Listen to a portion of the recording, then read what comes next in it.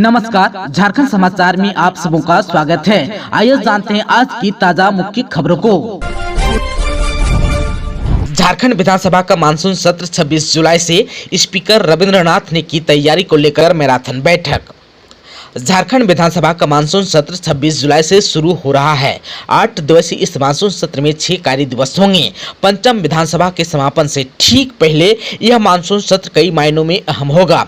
सत्र शांतिपूर्ण संचालन को लेकर बुधवार को स्पीकर रविंद्रनाथ महतो ने राज्य के आला अधिकारियों के साथ बैठक की। इस दौरान मुख्य सचिव एल ख्यांगते, डीजीपी अजय कुमार सिंह सहित राज्य के कई आला अधिकारी मौजूद थे।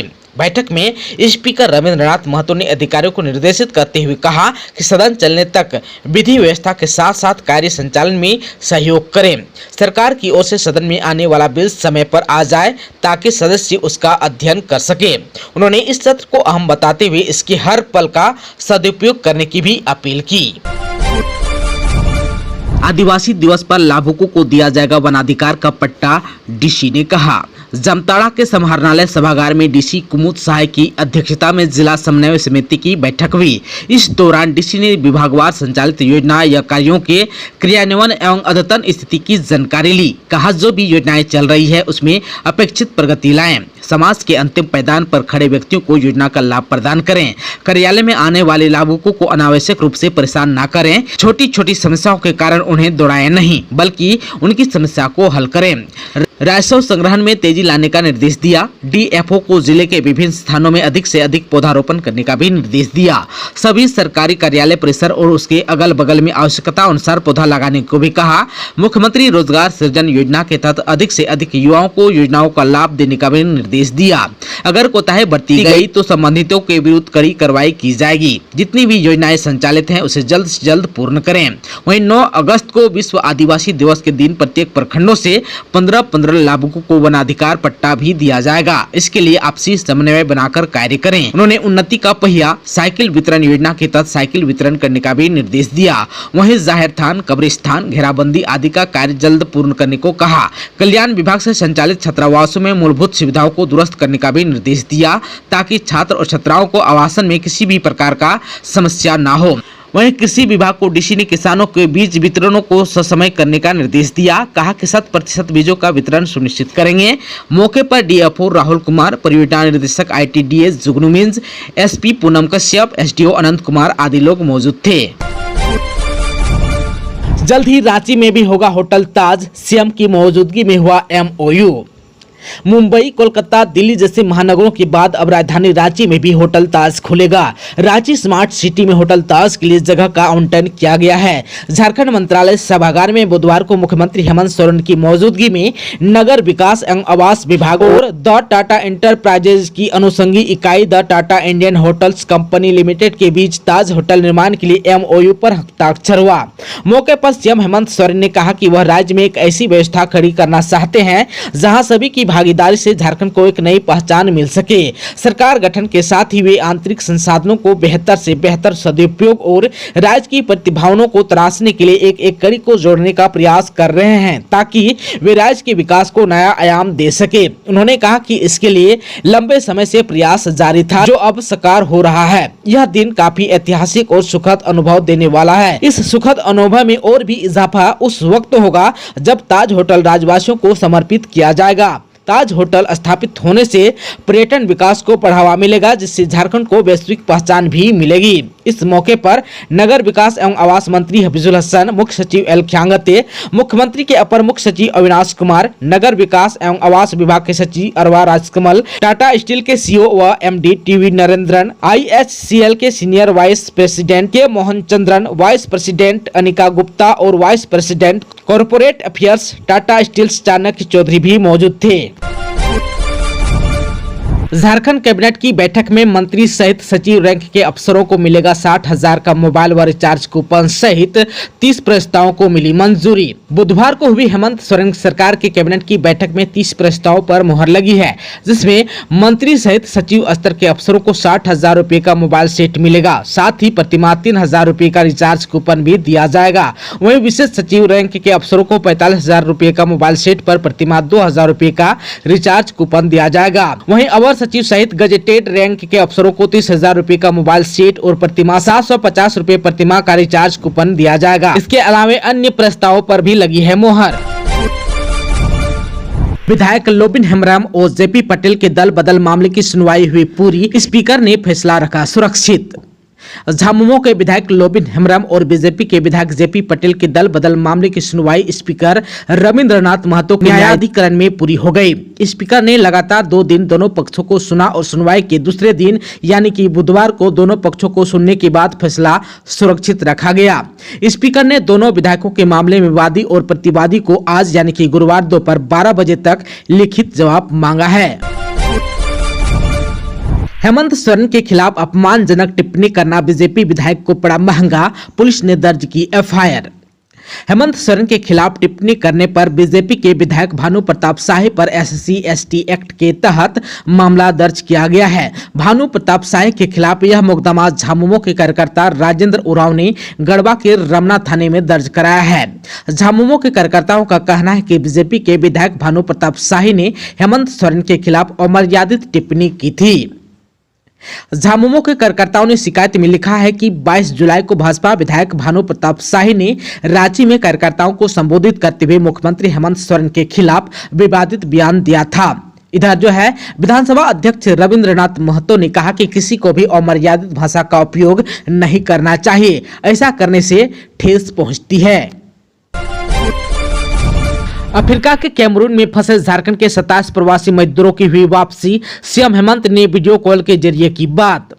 अफ्रीकी देश कैमरून में फंसे झारखंड के 27 प्रवासी मजदूरों की वतन वापसी हो गई। सभी श्रमिक बुधवार की सुबह झारखंड की धरती में कदम रखा। ये सभी मजदूर बुधवार सुबह मुंबई मेल ट्रेन नंबर 12322 से सुबह 4:19 पर पारसनाथ स्टेशन पहुंचे। स्टेशन पर जिला प्रशासन ने सभी श्रमिकों का स्वागत भी किया। इस मौके पर झारखंड लौटने पर सभी मजदूरों के चेहरों पर खुशी छाई हुई थी। सभी श्रमिकों ने सीएम हेमंत सोरेन का आभार भी व्यक्त किया। आप सबको एक बार फिर से बता दूं कि मुख्यमंत्री हेमंत सोरेन ने सभी मजदूरों से वीडियो कॉल के जरिए बात की और कहा कि अफ्रीका के कैमरून में फंसे झारखंड के अपने 27 लोगों की परेशानियों के बारे में जानकारी मिली थी। जानकारी मिलने के बाद झारखंड सरकार द्वारा पहल कर उन्हें लगभग कुल 30 लाख की बकाया राशि का भुगतान कराया गया और राज्य वापस लाया गया। सीएम हेमंत सोरेन ने गिरिडीह में श्रमिकों से बात करते हुए उन्हें 25-25 हजार की सहायता राशि प्रदान की। इस दौरान गाने विधायक कल्पना सोरेन भी श्रमिकों के साथ मौजूद रहीं। सीएम हेमंत सोरेन ने सभी श्रमिकों को हमेशा राज्य सरकार के संपर्क में रहने को कहा।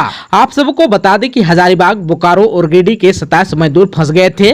दरअसल कंपनी ने वहां काम करवाने के बाद उन्हें 3 महीने से वेतन नहीं दिया था, जिससे कि उन्हें खाने पीने की दिक्कतों का सामना करना पड़ रहा था। इससे परेशान होकर मजदूरों ने सोशल मीडिया में वीडियो डालकर सरकार से मदद की गुहार लगाई थी। झारखंड सरकार ने तुरंत संज्ञान लेते हुए मजदूरों की सकुशल वापसी के लिए विदेश मंत्रालय को पत्र लिखा था। उसके बाद विदेश मंत्रालय ने सक्रियता दिखाते हुए सभी मजदूरों की सकुशल वापसी सुनिश्चित की। वित्त मंत्री निर्मला सीतारमण ने बजट भाषण में आदिवासियों के लिए की बड़ी घोषणा। वित्त मंत्री निर्मला सीतारमण लोकसभा में एनडीए के तीसरे कार्यकाल का पहला बजट पेश कर रही है। वित्त मंत्री सीतारमण ने अपने बजट भाषण के दौरान आदिवासियों की आर्थिक और सामाजिक स्थिति में सुधार लाने के लिए जनजाति उन्नत ग्राम अभियान की शुरुआत करने की घोषणा की। आप सबको बता दूं कि वित्त मंत्री निर्मला सीतारमण ने कहा कि प्रधानमंत्री जनजाति उन्नत ग्राम अभियान के तहत आदिवासी बहुल गांवों एवं आकांक्षित जिलों में रह रहे आदिवासी परिवारों को इसके दायरे में लाया जाएगा। वित्त मंत्री ने कहा कि इस कार्यक्रम के दायरे में 63,000 आदिवासी बहुल गांव आएंगे, जिससे कि 5 करोड़ जनजातीय लोगों को लाभ मिलेगा। इस कार्यक्रम का मुख्य उद्देश्य आदिवासी समुदायों की आर्थिक और सामाजिक स्थिति में सुधार लाना होगा। आज भी झारखंड में झमाझम बारिश, कई जिलों में खूब बरसेंगे बदरा। झारखंड की राजधानी रांची में पिछले 24 घंटे में अच्छी खासी बारिश देखी गई। हालांकि दोपहर में हल्की धूप जरूर खिली, फिर शाम होते होते बारिश से मौसम सुहाना हो गया। वहीं पिछले 24 घंटे में सबसे अधिक तापमान 35.2 डिग्री डाल्टनगंज का और सबसे कम न्यूनतम तापमान 24.6 डिग्री चाईबासा में दर्ज की गई। सबसे अधिक वर्षा 62.4 मिलीमीटर जमशेदपुर में दर्ज की गई। आज के मौसम की बात करें तो आज पूरे राज्य में जबरदस्त बारिश देखी जा सकती है। रांची मौसम केंद्र के मौसम वैज्ञानिक अभिषेक आनंद ने कहा है कि बंगाल की खाड़ी में साइक्लोनिक सर्कुलेशन बना हुआ है। उड़ीसा के तट पर भी एक सर्कुलेशन देखा जा रहा है, जिसका असर झारखंड में अच्छा खासा दिख रहा है। इसके साथ ही साउथ वेस्ट मानसून भी पूरी तरह सक्रिय है, इसलिए आज फिर पूरे राज्य में खासी बारिश का अनुमान है। कुछ जिले जहां पर भारी बारिश को लेकर अलर्ट भी जारी किया गया है। आप सबको बता दूं कि रांची, खूंटी, सरायकेला, खरसावां, पश्चिमी और पूर्वी सिंहभूम, सिमडेगा, गुमला, लोहरदगा इन जिलों में हैवी बरसात के साथ साथ वज्रपात की भी आशंका है, जिसे लेकर लोगों को काफी सचेत रहने की जरूरत है। वहीं आप सबको बता दूं कि आज के संभावित तापमान की बात करें तो देवघर, दुमका, धनबाद, गिरिडीह, गोड्डा, जामताड़ा, पाकुड़, साहिबगंज में अधिकतम 32 और न्यूनतम 26 डिग्री। वहीं कोडरमा, चतरा, गढ़वा, लातेहार, पलामू में अधिकतम 33 डिग्री और न्यूनतम 26 डिग्री। बोकारो, रामगढ़, हजारीबाग, रांची, खुट्टी, गुमला में अधिकतम 31 डिग्री और न्यूनतम 24 डिग्री और पश्चिमी और पूर्वी सिंहभूम, सरायकेला में अधिकतम 31 डिग्री और न्यूनतम 25 डिग्री तापमान दर्ज किया जा सकता है। राजमहल को पर्यटन के क्षेत्र में विकसित करने के लिए जल्द बनेगी योजनाएं, सीएम हेमंत सोरेन ने कहा। राजमहल को दार्शनिक व पर्यटन स्थल के रूप में काफी संभावनाएं हैं, इसलिए पर्यटन स्थल के रूप में राजमहल को विकसित करने की दिशा में योजना बनाकर सरकार के स्तर से क्रियान्वयन कराया जाएगा। उपरोक्त बातें राजमहल रेलवे बालू प्लॉट में कार्यक्रम को संबोधित करते हुए सूबे के मुख्यमंत्री हेमंत सोरेन ने कही। उन्होंने कहा कि राजमहल क्षेत्र में बहुसंख्यक चाय जाति समाज को एससी की दर्जा दिलाने की मांग पर राज्य सरकार के स्तर से प्रस्ताव को केंद्र सरकार के समक्ष भेजा गया है। जल्द ही केंद्र सरकार से इस दिशा में पहल करने का भी आग्रह किया जाएगा। कार्यक्रम से पूर्व उपायुक्त हेमंत सती एवं पुलिस अधीक्षक कुमार गौरव ने पौधा देकर मुख्यमंत्री का स्वागत किया। इधर राजमहल सांसद विजय कुमार हंसदा ने कहा कि क्षेत्र के सर्वांगीण विकास के लिए सरकार चिंतित है और योजनाओं का संचालन भी कर रही है। पुल, पुलिया एवं ग्रामीण सड़कों का निर्माण भी किया जा रहा है। दियारा क्षेत्र की जमीन का सर्वे भी 2018 से जारी है। कुछ पदाधिकारी एवं कर्मियों की कमी के कारण यह शिथिल पड़ी है, जिससे जल्द ही गति देने का प्रयास किया जाएगा। जनहित की जो भी योजनाएं लंबित है, उसके क्रियान्वयन की दिशा में सरकार सकारात्मक पहल कर रही है। वहीं झारखंड मुक्ति मोर्चा के जिला अध्यक्ष शाहजहां अंसारी के नेतृत्व में साहिबगंज नगर ग्रामीण, राजमहल नगर ग्रामीण एवं उधवा ग्रामीण कमेटी के कार्यकर्ताओं ने मुख्यमंत्री को फूल माला पहनाकर स्वागत किया। साहिबगंज में सीएम ने बरहेट में बिजली ग्रिड का किया उद्घाटन।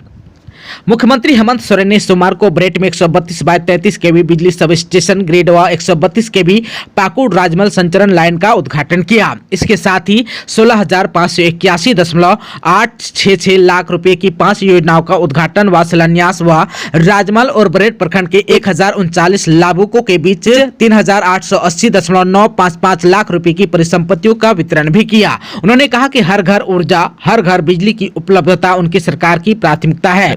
यह संकल्प था कि शहर ही नहीं बल्कि गांव-गांव में भी बिजली की पर्याप्त सुविधा मिले, जिसे पूरा करने आज यहां आए हैं। बरहेट व आसपास के क्षेत्रों में रहने वाले ग्रामीण लंबे समय से बिजली की समस्या झेल रहे थे, आज उसका निदान हो रहा है।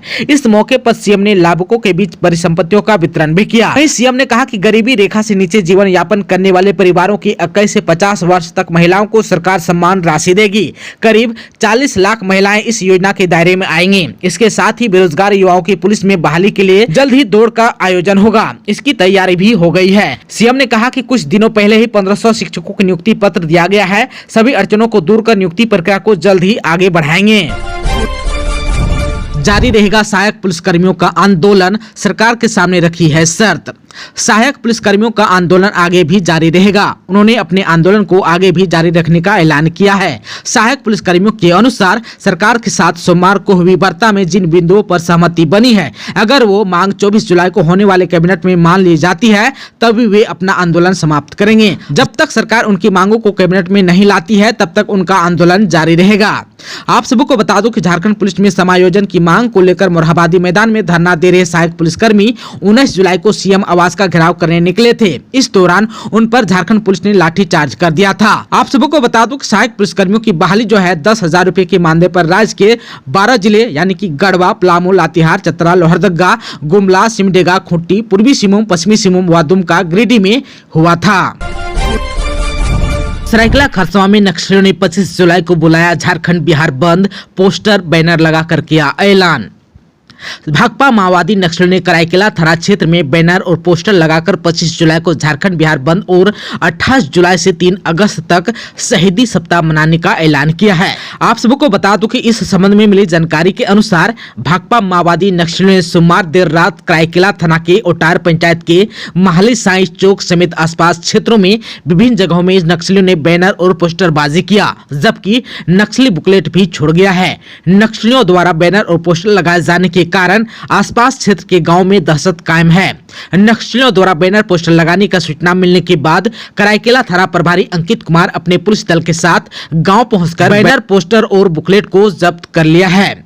आप सबको बता दूं कि नक्सली नेता कामरेड जया हेम्ब्रम समेत 3 नक्सलियों की गिरफ्तारी के विरोध में नक्सली संगठन भाकपा माओवादी द्वारा आगामी 25 जुलाई को बिहार और झारखंड बंद बुलाया है, जबकि नक्सली हर साल 28 जुलाई से 3 अगस्त तक शहीदी सप्ताह मनाते हैं। इस दौरान पुलिस की गोलियों से अपने मारे गए साथियों को याद करते हैं और अपने अमर शहीदों की आशाओं को पूरा करने और पूंजीवाद, साम्राज्यवाद और नौकरशाही का विरोध करते हैं।